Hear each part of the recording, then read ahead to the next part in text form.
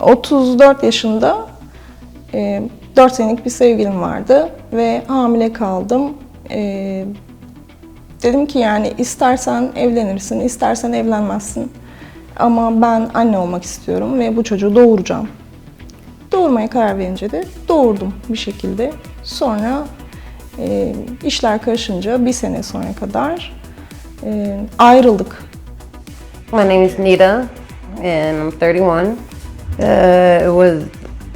I chose to have him, but it was unexpected. Çevirmenim ben. Son 2 senedir fotoğrafçılık da yapıyorum. Yani bu seneye kadar yetiyordu ve çok rahat geçiniyordum diyebilirim. Ama bu sene işler bozuldu. Yani korona da gelince zaten muhteşem oldu her şey gerçekten. Ve zorlanmaya başladım. Yani özel okuldaydı. Özel okuldan aldım, devlete verdim mesela. I make $13.75 an hour. I work at Dunkin' Donuts, and luckily Dunkin' Donuts is one of the fast food chain, because it's still a fast food chain, that actually allows us to make tips. So I work about 38 hours a week, $13.75. Hell no, it doesn't cover anything in New York State. It's either 1 week it's put up for the rent, food, somebody gotta go to dentist, somebody needs a new pair of sneakers, everybody needs a pair of sneakers. Every other week it feels like growth spurts. Once again, 16-year-old boy, he eats a lot and the girl loves her snacks. So, no, not at all. Biz hep annemlerden yani ailemden daha uzak yerlerde yaşadığımız için benim yardımcım da yoktu. Birçok zaman yardımcı tutabilecek durumda da değildim. Evden çalışmam bir avantajdı ama aynı zamanda dezavantajdı. Çünkü hem onunla ilgilenmelisiniz hem işinize bakmalısınız. Bu bir olumsuzluk. Yani sizi zorluyor kesinlikle. Yalnız başınıza olmak sizi zorluyor. Yani bir çocuk hakkıyla yetiştirmek için yani bir köy gerekir diyorlar. 8 kişi gerekiyormuş bir çocuğu yetiştirebilmek için. Gerçekten 8 kişilik iş yapıyorsunuz. It's hard as hell. It's hard as hell. And I'm not gonna say every single day it's like, oh my God, I cannot do it. I don't want to be a mother anymore. There's days where I'm like, it would be so much easier if I didn't decide to make these decisions, but can't necessarily take them back. They're already here.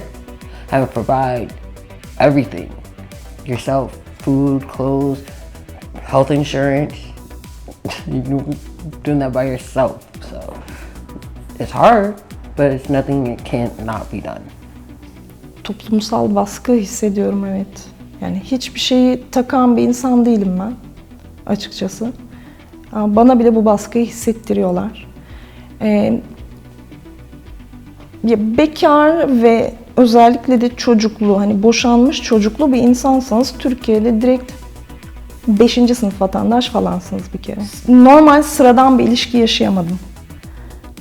Hep bir takım tereddütler, bir takım insanlar beni gizlemeye çalıştı.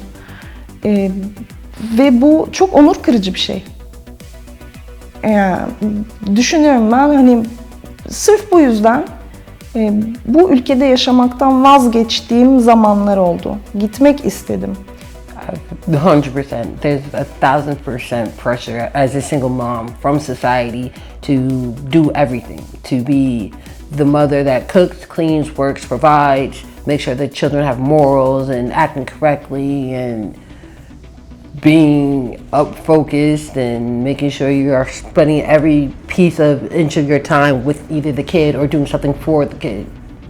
Nafaka alamıyoruz çünkü doğru düzgün yatmıyor. Çok büyük bir nafaka değil dediğim gibi, yani 750 lira zaten. Zaten anlaşmalı boşanmanın o kadar uzun sürme sebebi de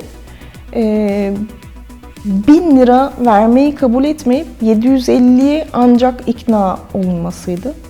Türkiye'de yani nafakayı vermek istemeyen biri vermeyebiliyor. Yani o kadar çok açık var ki bu konuda. 2017 senesinde sene içinde yatırılan toplam para 1050 lira. Çocuğuma babasının gönderdiği para 1050 lira. Bu parayla bir çocuğa ne yapılır? I do not receive any sort of child support. I feel like I should not tell you or make you take care of the responsibilities that you created, especially with our daughter, because he begged me to have her. I wasn't ready for her, but he chose to have her. I definitely feel some sort of way about the fact that he doesn't help me with the kids. I told him 1,000 times, but it's just like, do I really want to collect 17% of a $300 check? Like, when the children, let's see, I have a 6-year-old boy who is about 5'9", 5'10", so he's definitely taller than me. His foot is about size 10 in men. What's 17% of a $300 check on cover for a sneaker the size of that foot?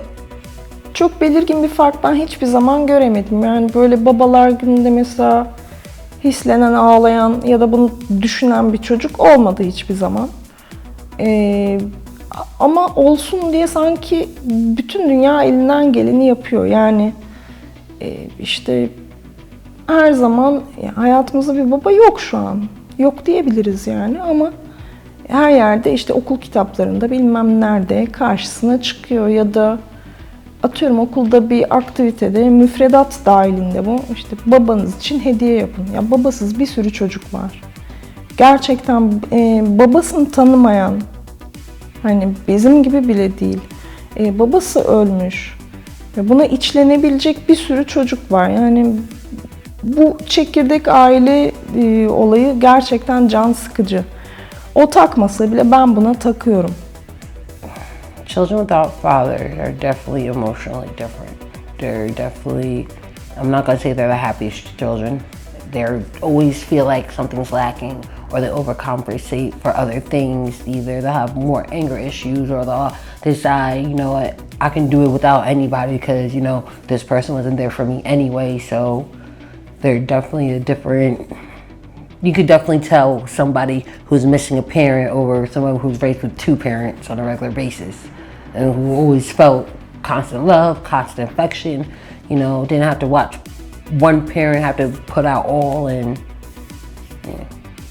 Kızım tam olarak 3 sene 2 aydır babasıyla görüşmedi. Belki bir kez telefonda görüşmüş olabilir. Özel sebeplerden görüşmek istemiyor.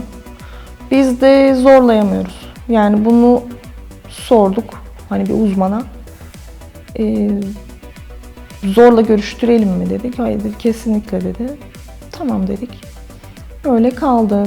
Yani biraz daha büyümesini bekliyorum ben açıkçası. Bir müdahale hakkım yok zaten. Hani o onların iletişimi. Ki hani 2020 yılında da zaten hani o anneyle çocuk ya da babayla çocuk arasını açmaya çalışanın da aklına şaşarım açıkçası. Böyle bir şey yapma şansınız yok. Yani çocuklar çok akıllı ve hemen anlıyorlar ve bu sizin başınıza bela olur. Okulda bir test yapmışlardı. Bütün çocuklara yaptıkları bir şey ve pedagog, o zamanki pedagogumuz şey demişti, hani sizi kaybetmekten çok korkuyor. Yani size bir şey olursa ona kimin bakacağını bilmiyor. Ve bu gerçekten çok üzücü bir şey aslında. I have 2 children. Both of them have the same father. The older one, who's 15, he has 0 contact with the father. Refuses to talk to him, refuses to have any contact with him, and he has no problem telling you how much he hates him, has no problem letting you know that if I see him, I'll square up. But my daughter, she's a little different. She's 9, and even though she knows who her father is and sees him every once in a while so often, she also knows that he's not stepping up the way she wants him to be there for her. So with him, I give him the option to have the communication. With my daughter, I give them the chance to have communications with each other, but I 100% monitor what's going on, what's being said, how often he sees her, when she tells me what's going on. You know, I ask 1,000 questions. You know, he has 0 privacy when it comes down to my baby girl. None. Yani yalnız yaşamakla ilgili bir korkum, bir sorunum yok. Tabii ben Ankara'da yaşıyorum, yani belki daha küçük bir yerde yaşasaydım çok daha farklı olabilirdi, korkabilirdim. Yalnız anne olmasına gerek yok. Bir annenin en büyük korkusu zaten çocuğuma bir şey olursa ben ne yaparım? Ya da bana bir şey olursa o ne yapar? There's 1,000, like, I don't even know where to start. The boy goes through 1,000, there's too many just for him being a male by himself. Like, him actually growing up, going to school, going to college, you know, living a life where he's not gonna get hurt or even worse, killed these days. And even if he lives the right life and does what he's supposed to do, that doesn't guarantee that he'll make it to 21 anymore. Or how you have a little girl who could walk to the corner and somebody could either grab her, swipe her up, or somebody just talk her into doing something she doesn't necessarily need to be doing or want to do. Or Yani çocuğum için hayalim mutlu olması. Başka hiçbir hayalim olamaz. Yani buradan gitmesini istiyorum bir kere. Burada kalmasını istemiyorum. En kısa zamanda buradan gitmesini istiyorum. Kanada olabilir, Avrupa olabilir. İnsan gibi yaşayacağı, insan gibi muamele göreceği bir ülkede yaşaması benim tercihim. Bunun dışında zaten yani onun hayali neyse benim hayalim odur. O neyden mutlu olacaksa benim hayalim de odur. Onun mutluluğu. for them to live, be successful. I want them to live their own dreams. I don't want to put anything or make them do anything they don't want to do. If he feels that college may not be for him, okay, it may not be college, but we're gonna find you a trade. We're gonna get you into another something else, so you'll be able to take care and be okay in the future. You know, I just want them to do what they want to do without hurting themselves. Ya valla kendimle ilgili hayalim de yine çocuğumu kapsıyor kesinlikle. Yani onunla beraber dünyayı gezmek istiyorum. Biraz daha büyümesini bekliyorum çünkü hatırlamasını istiyorum. Ben annemle çok gezdim zamanında. Bir kısmını hatırlayamıyorum çok küçük olduğum için. Onun ileride hatırlamasını istiyorum bu gezileri. O yüzden biraz daha bekliyorum. I don't know. I've thought about it 1,000 times. What would I do if I can do it? I feel like I'm old now, you know. I'm too worried about making sure they at least make it to 18 and finish school. That's like my number one focus pretty much. Yalnız kalmaktan korkmasınlar. Bence bu özgürlük çok güzel yani. Gerçekten evde kavga gürültü olmasındansa bu şekilde huzurla yaşamak çok daha güzel bir şey. Don't give up. If you have one, do it. If there's something you really feel you need to do or want to do, go ahead. There's literally nothing in this world that'll stop you from doing anything. Nothing.